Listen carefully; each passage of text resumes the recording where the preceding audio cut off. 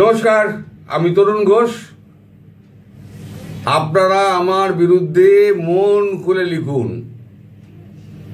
আমার যদি কোনো রকম অন্যায় হয়ে থাকে তাহলে মন খুলে তার সমালোচনা করুন। আমি উদার মনে তা গ্রহণ করব এবং ত্রুটি সংশোধনের চেষ্টা করব। কে বলেছিলেন? বলেছিলেন মহামান্য ইউনূস সাহেব। ইউনূস সাহেবের দেশে এখন গণতন্ত্রের ত্রুটি চিপে ধরা হয়েছে। ইউনূস সাহেবের সরকারের বিরুদ্ধে কেউ কোনো রকম কথা বললে তার উপরে নেমে আসছে খড়গহস্ত। মিডিয়াকে মানে সারা পৃথিবীতে এই ইতিহাস পাওয়া যাবে না যে মিডিয়াকে দখল করে নেওয়া। একের পর এক মিডিয়া দখল হয়ে গিয়েছে। সাংবাদিকরা অর্ধেক জেলে পড়ছে, কেউ বনে জঙ্গলে পালিয়ে রয়েছে, কেউ দেশান্তর হয়েছেন, আবার কাউকে কাউকে গোপনে গুম করে দেওয়া হয়েছে। তো বাকি যারা রয়েছেন, কিছু সাংবাদিক যারা রয়েছেন তারা সমালোচনা করতেন। এখন দেখুন, আমি কারোর পক্ষেও না বিপক্ষেও না। সাংবাদিকতার ধর্ম হচ্ছে সরকারের বিরুদ্ধে কথা বলা।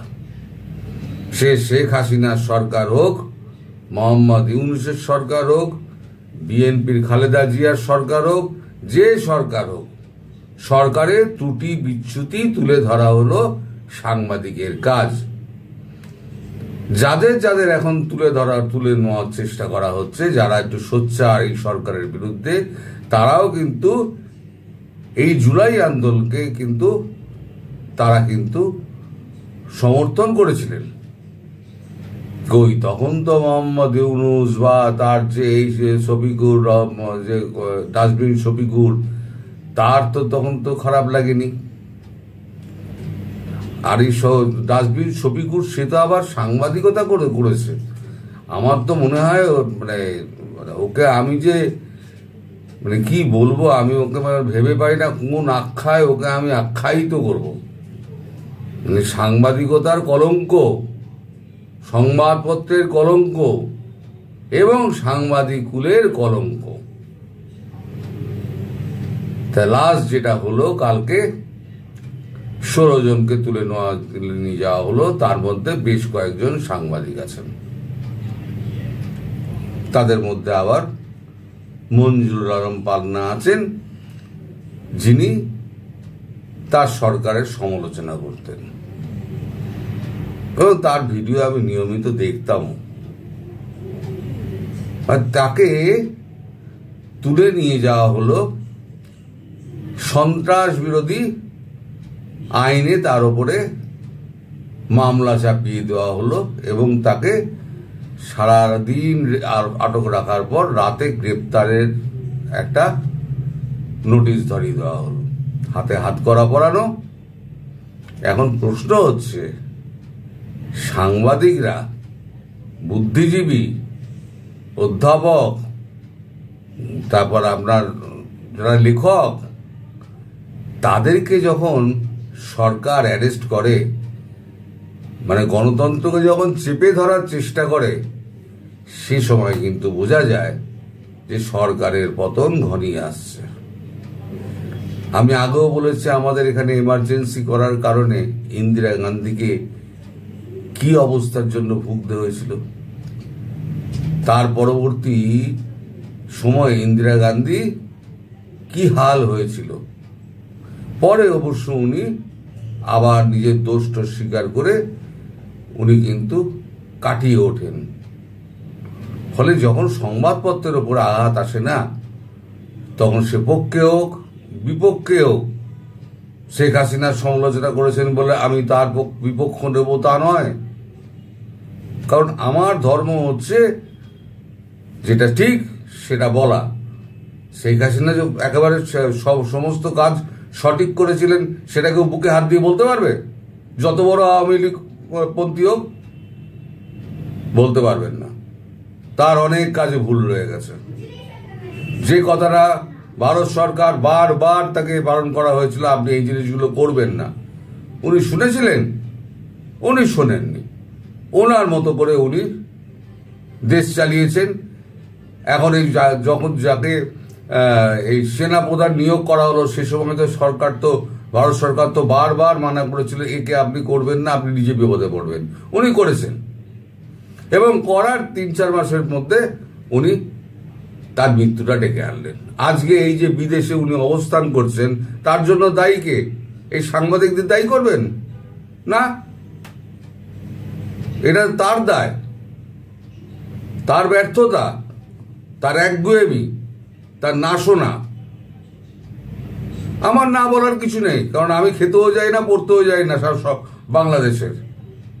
কিন্তু যেটা অন্যায় সেটা অন্যায়। আর যে ভিডিওটা আমার হাতে এসছে সেটা দেখে খুব অস্বস্তিকর। সেই ভিডিওটা দেখে আমি একটুখানি নড়ে চড়ে বসেছি এবং আমাদের ভারতবর্ষের বেশ কয়েকজন সাংবাদিককেও আমি এটা পাঠিয়েছি। তারা নিশ্চয়ই এটা নিয়ে ভিডিও করবেন।